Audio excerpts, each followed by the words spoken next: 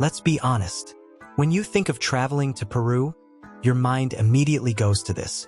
And you picture Cusco as just the waiting room, the mandatory transit stop, the place you sleep before you catch the train to what you really came to see. That's exactly what I thought. I planned my whole trip around Machu Picchu. I scheduled 2 days in Cusco, thinking I'd just check the box. And I left feeling like I had made a massive mistake and missed the entire point. It wasn't until I came back, slowed down, got lost on purpose, and listened that I discovered the real story. Cusco isn't the gateway to the Sacred Valley. Cusco is the Sacred Valley. Today, I'm sharing the 5 essential truths that completely changed how I see this place. These are the realizations that will make you fall in love with the Andes for real. And trust me, truth number 1 is something you need to hear before you even book your flight. Okay, first things first. We have to talk about altitude sickness, or soroche. It is not a tourist myth, and it will humble you. Cusco sits at a staggering 11,200 feet. My first mistake? I landed feeling invincible. I thought, I'm fit, I walk a lot, I'll be fine. I dropped my bags and immediately tried to climb the steep streets of the San Blas neighborhood. Big mistake. Within 2 hours, my head felt like it was in a vice. I was nauseous, and just walking across the hotel room felt like a marathon. I lost my entire first day. Everyone tells you, walk slow, drink coca tea. That's good advice, but that's not the secret. The real secret, which I learned the hard way, is this: you don't go up to Cusco. You arrive, and then you go down. My pro tip that will save your trip: book your flight into Cusco, but do not stay in Cusco your first night. Have a driver waiting, and go immediately down into the Sacred Valley. Go straight to a town like Paisac or Ollantaytambo. They are thousands of feet lower than Cusco. Acclimate there for 2 days. Explore the valley. Then, go up to Cusco City, already acclimatized.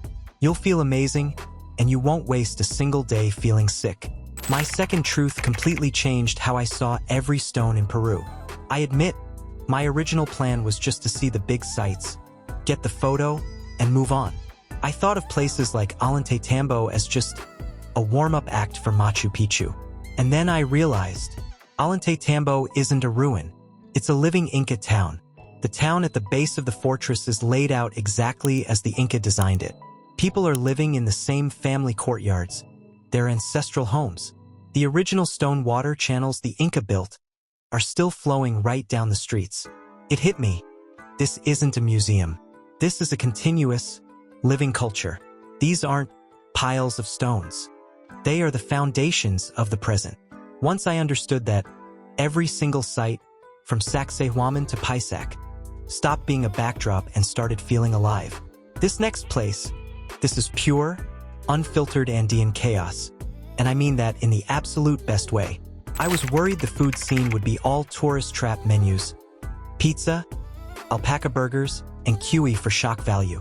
But if you want to find the true, beating culinary heart of Cusco, forget the fancy restaurants in the plaza. You have to go to the Mercado de San Pedro.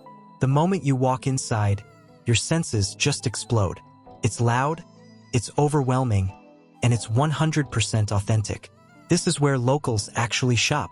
You see fruits you've never heard of, hundreds of varieties of potatoes and corn, stacks of fresh cheese. Don't be shy.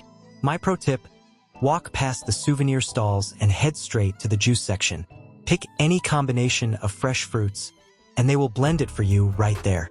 Then, go deeper to the food stalls in the back.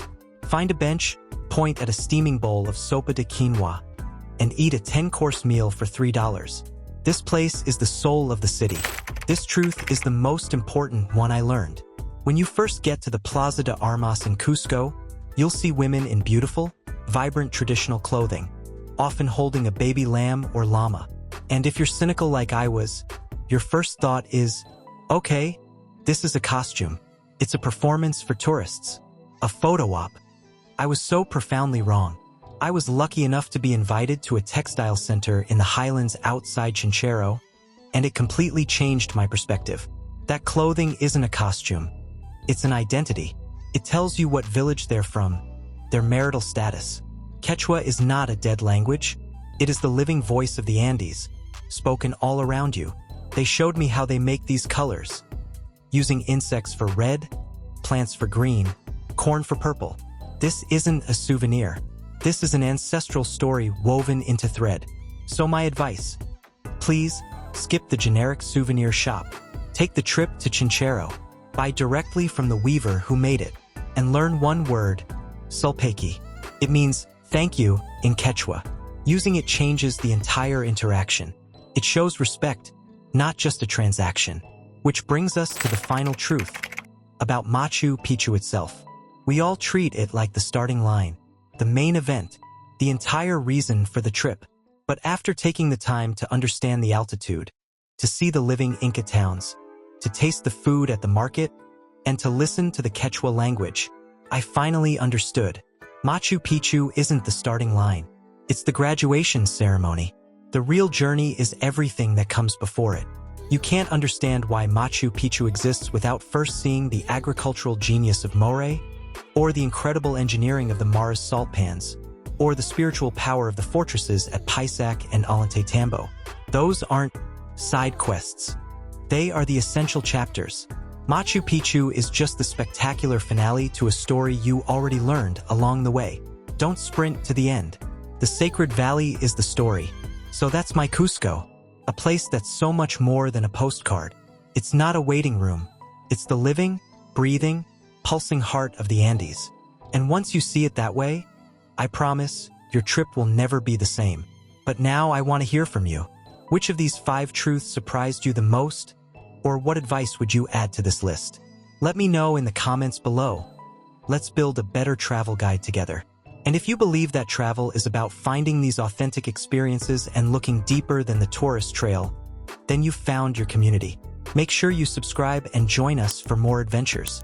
Thank you so much for watching. Next time, we're trading the sacred mountains of Peru for the wild, extreme landscapes at the very end of the world. We're heading south to the glaciers and granite peaks of Patagonia. You will not want to miss it. Until then, stay curious.